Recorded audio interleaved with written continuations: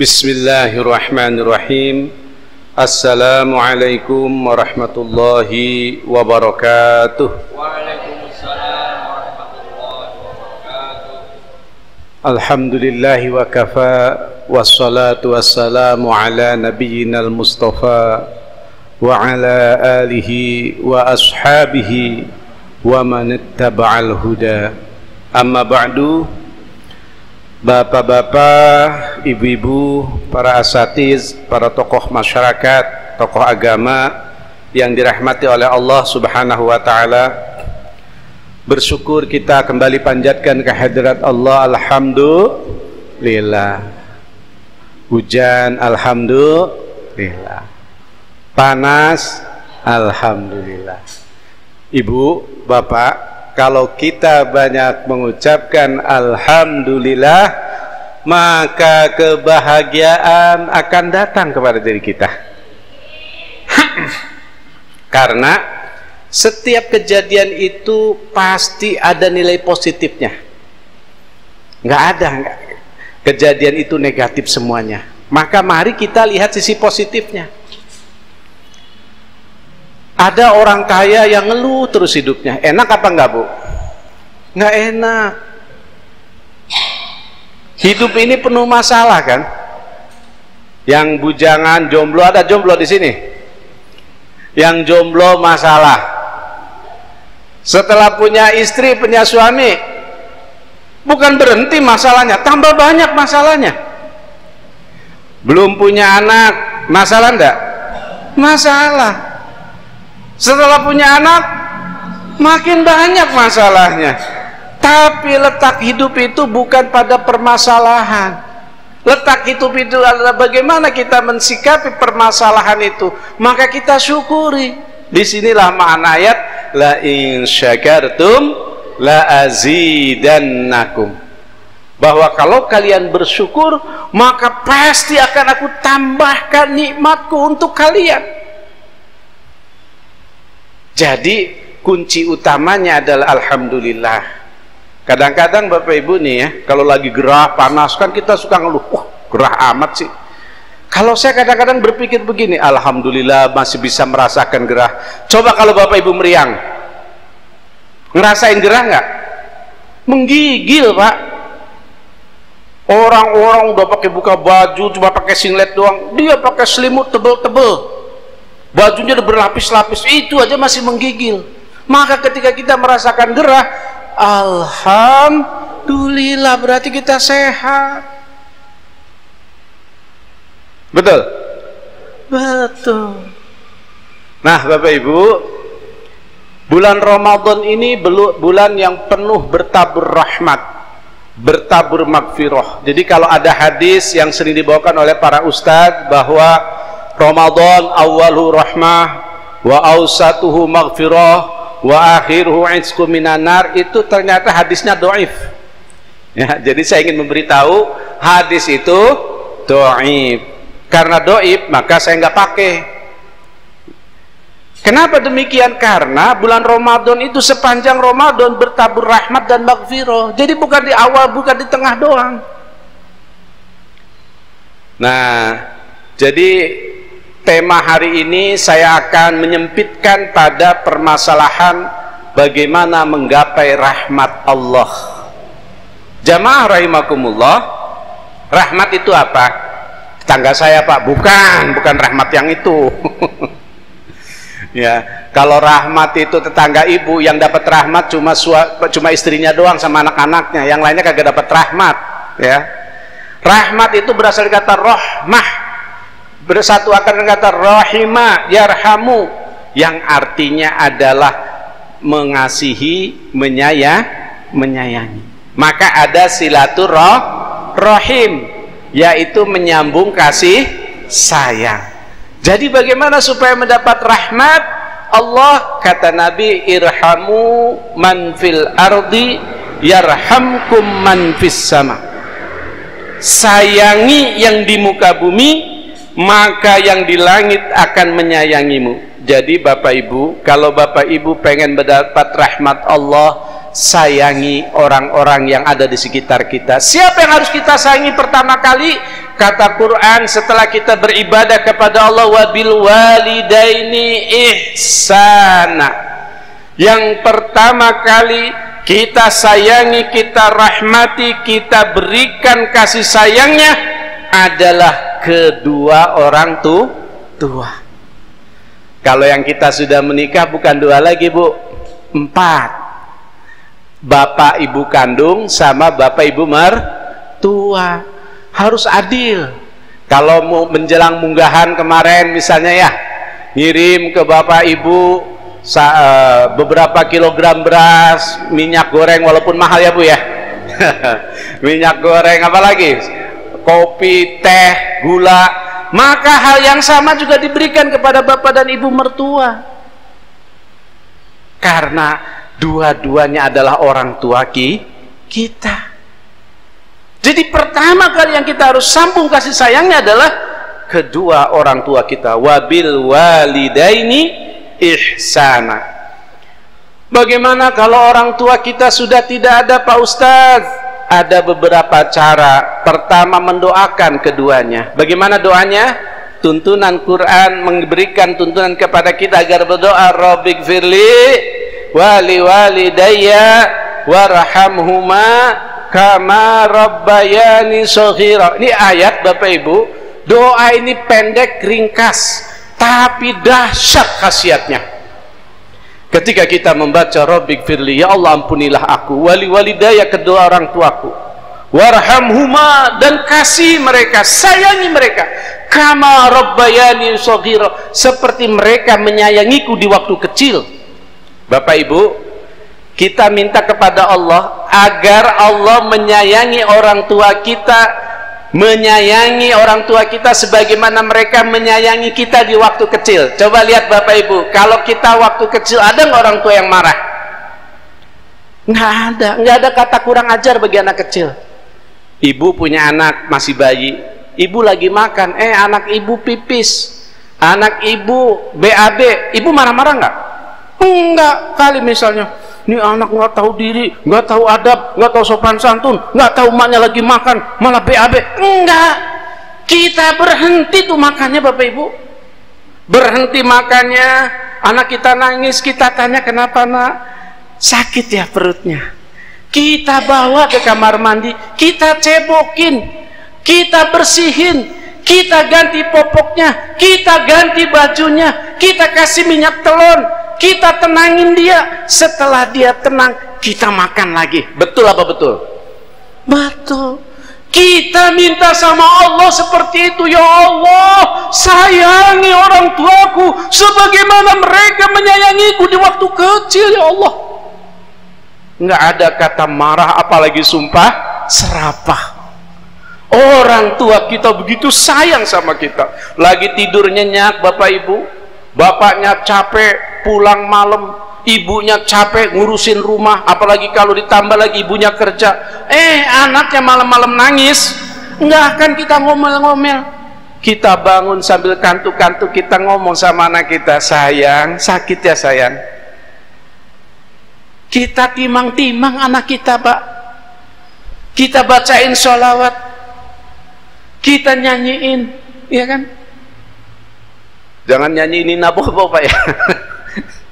Nanti kalau tidak bobo apa Pak? Digigit nyamuk. Itu orang tua kejam kalau begitu. Ya. Bapak Ibu yang dirahmati Allah, begitulah kita minta sama Allah. Yang kedua, kalau orang tua kita tidak ada, sebelum yang kedua, Bapak Ibu, bagaimana kalau orang tua kita masih ada? Apakah kita juga membaca Rabbighfirli wali walidayya? Iya Pak. Doa kita pertama kali Rabbighfirli wali walidayya. Kenapa? Karena dengan doa Rabbighfirli wali walidayya warhamhuma, rahmati kedua orang tuaku ya Allah, maka seandainya misalnya ayah kita harusnya naik motor keserempet, harusnya naik motor masuk jurang, harusnya naik motor ketabrak, karena anaknya berdoa warhamhuma, nggak jadi keserempet berkat doa anak. Harusnya orang tua kita ikut korupsi, karena kita doa ya Allah warhamhuma kama rabbayani shaghira, sayangi mereka ya Allah, maka tiba-tiba orang tua gak mau ikut-ikutan korupsi. Itu dahsyatnya doa yang pendek tapi begitu luar biasa manfaatnya. Yang kedua Bapak Ibu, kalau orang tua kita sudah tidak ada, kata Nabi, salah satu birrul walidain kita adalah menyambangi, bersilaturahim dengan orang tua kita yang masih hidup. Dulu mungkin ayah kita punya sahabat karib yang hari ini masih hidup, kita datangi dia, bawa oleh-oleh buah tangan semampu kita datangi, kita bersilaturahim, kita ngobrol. Kita ngobrolin ayah kita sambil kita doakan ayah kita, doakan juga orang tua, teman orang tua kita itu agar selalu sehat, selalu diberikan keberkahan. Masya Allah, ini Bapak Ibu, amalan ini akan nyampe ke kuburan orang tua kita, ya.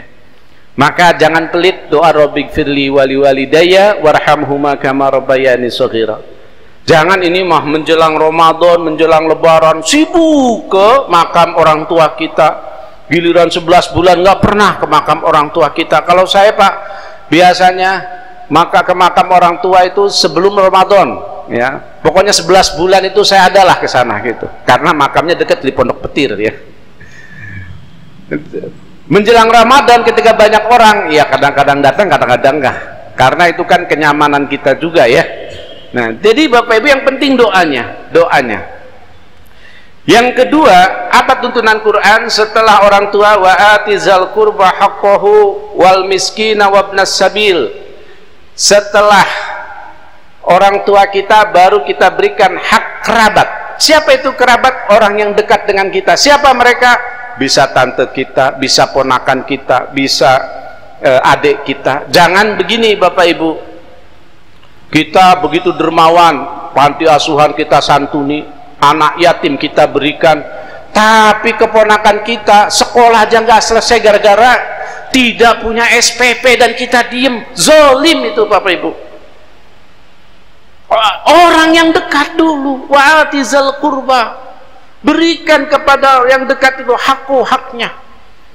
Jadi sebelum kita bagi ke anak yatim, ke panti asuhan, ke panti jompo, berikan dulu, lihat kanan kiri ponakan kita sudah sejahtera apa belum. Maka insya Allah Bapak Ibu, rahmat Allah akan turun kepada kita, apalagi di bulan Ramadan yang semua pahala dilipat gandakan, ya. Bapak Ibu, dalam salah satu keterangan dijelaskan bahwa nilai yang wajib dilipat gandakan 70 kali lipat. Ini luar biasa. Cuma karena pahala kadang-kadang nggak nyangkut di otak kita, ya Bu, ya. Coba kalau ibu misalnya dikasih tahu sama bapak, Bu, mulai Ramadan uang belanjanya dinaikkan 70 kali lipat per hari, gimana tuh perasaan ibu? Wow. jingkrak. Kalau uang belanja sehari 100.000 Bu, dilipat gandakan 70 kali lipat, berapa ibu tahu nggak hitungannya? Nggak pernah dikasih 70 kali lipat, jadi nggak tahu. 7 juta Bu sehari. Masya Allah, biasanya 100.000, 7 juta nih uang belanja 7 juta. Masya Allah Bu, pengennya ibu Ramadan terus setiap tahunnya nggak 7 juta gitu loh. Nah, jadi kalau duit kita gampang paham, tapi kalau pahala agak susah kayaknya nerimanya gitu, ya. Jadi Bapak Ibu rahimakumullah, kita sholat fardu berjamaah tadi, kalau di bulan luar Ramadan 27 kali lipat atau 27 derajat. Tapi kalau di bulan Ramadan 27 derajat dikali 70, Masya Allah, luar biasa tuh, ya. Apalagi juga sama, ya, kita bersedekah, berinfak di bulan Ramadan. Rasulullah itu orang yang sangat dermawan, tetapi di bulan Ramadan kedermawanannya sangat menaik. Kenapa? Dalam rangka menjemput rahmat Allah, kasih sayang Allah. Yang berikutnya baru orang miskin Bu, ya. Setelah ponakan oke, kakak kita, adik kita oke, gitu kan. Ada yang nanya, Pak Ustadz, kalau saya sendiri yang susah bagaimana? Ya, kalau bapak atau ibu yang susah, jangan mikirin berinfak, mikirin bagaimana bertahan hidup. Orang Islam ketika susah dilarang juga minta-minta Bapak Ibu. Kita harus bersikap iffah. Iffah itu apa? Menjaga kehormatan. Walaupun lapar Bapak Ibu, di depan orang kita tidak menampakkan lapar kita. Kita tetap senyum, sumringah, tahu-tahu pingsan gitu. Ya, begitu pingsan digotong, kenapa pingsan? Aduh. Masya Allah, ya beginilah barangkali nasib saya harus pingsan, kayak gitu ya. Jadi begitu Bapak Ibu, kita harus iffah, menjaga diri. Kemudian berikutnya, di dalam ayat-ayat Al-Quran kita kan banyak sekali tuh dengar la'allakum turhamun, ya kan? Semoga kalian mendapatkan rahmat. Bagaimana? Misalnya dalam Quran surat An-Nur ya, ayat 56 Allah katakan wa aqimus shalah wa atuz zakah. Jadi setelah hubungan sosial beres, hubungan vertikal pun harus kita rajut Pak. Hubungan vertikal, hubungan dengan Allah, supaya kita dirahmati. Kata Allah dalam surat An-Nur ayat 56, aqimus shalah wa atuz zakat, dirikan sholat, keluarkan zakat. Nah, ini bulan Ramadan kita hitung zakat kita nih Bapak Ibu ya. Kira-kira kalau nilai harta kita ada 85 gram emas di tabungan kita, maka keluarkan 2,5%-nya, ya kan? Zakat fitri kita keluarkan per orang 2,5 kilogram beras atau 3,5 liter beras. Kalau berupa uang tergantung beras yang kita makan. Kalau beras yang kita makan 10.000, berarti 10.000 per liter kali 3,5, berarti 35.000. Kalau 10.000, kalau 12.000 berarti lebih dari itu. Jadi jangan ikutin ketetapan pemerintah, tapi mengikutnya adalah beras yang kita makan. Pak Ustadz, beras yang saya makan variatif Pak Ustadz. Kadang saya beli yang 10.000, kadang yang 12.000, kadang yang 9.000. Bagaimana tuh? Ya di rata-rata kira-kira kita makan berasnya yang misalnya 11.000 per liter kali 3,5 kali anggota keluarga kita. Ada berapa? Ada istri, ada anak. Kalau ada pembantu juga kita harus hitung. Maka berikan zakat fitrinya. Kapan zakat fitri diberikan? Yaitu dari mulai awal Ramadan sampai dengan akhir Ramadan, bahkan sampai dengan mau menjelang orang sholat Idul Fitri ya. Ya, tapi kalau sekarang menjelang sholat Idul Fitri panitianya sudah nggak mampu lagi. Biasanya sehari sebelum Lebaran sudah ditutup. Kenapa? Karena harus disalurkan gitu.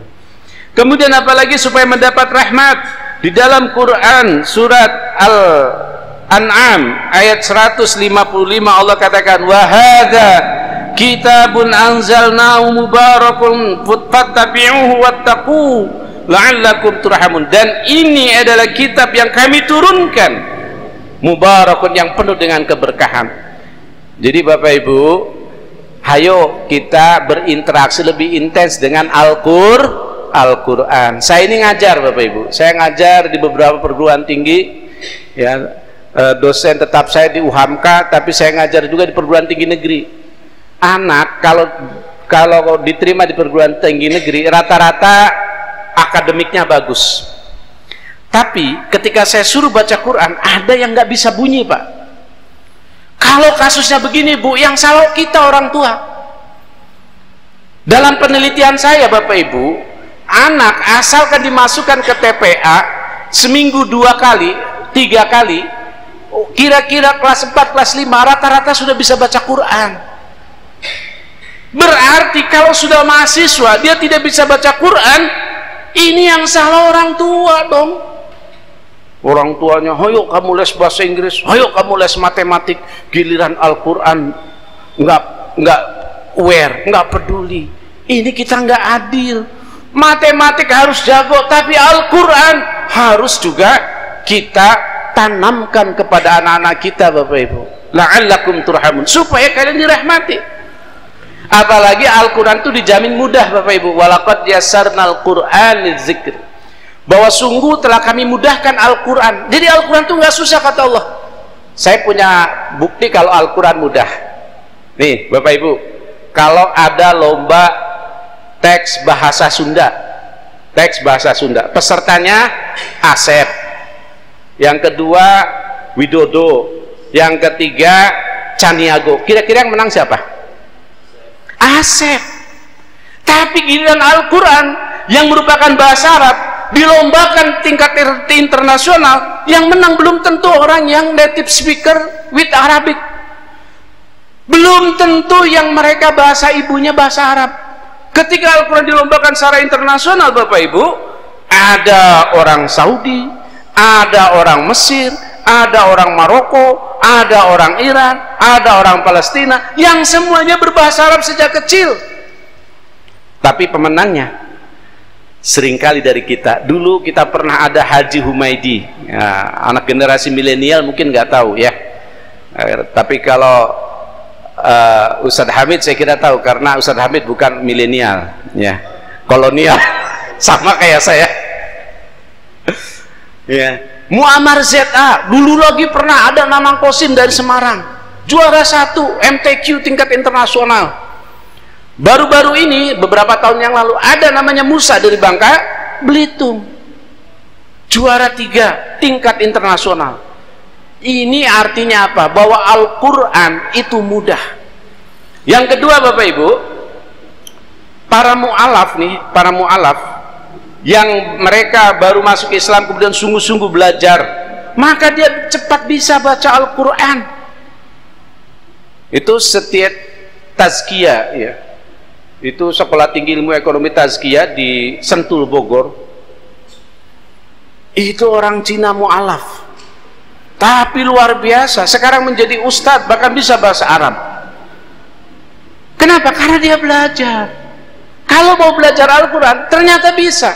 Tapi enggak yang belajar Al-Quran, Bapak Ibu, walaupun lahirnya diazani, dikomati, udah besar, jangankan huruf sambung, huruf tunggal, mim patah mata, fatah tamim domamu, matamu, itu aja nggak bisa-bisa. Maka oleh karena itu, yuk kita dekatkan lagi Al-Quran, apalagi sekarang di bulan Ramadan. Bahkan di dalam Quran surat Al-A'raf ayat 204 Allah nyatakan, wa iza quri'al qur'anu fastami'u lahu ansitu la'allakum turhamun. Jika kita mendengar ada orang baca Quran, kita dengerin Bapak Ibu, maka kita pun akan dirahmati oleh Allah Subhanahu wa ta'ala. Ini mah enggak, orang lagi baca Quran dia ngobrol panjang lebar, mending ngobrol doang sambil gibah lagi, nauzubillah min zalik.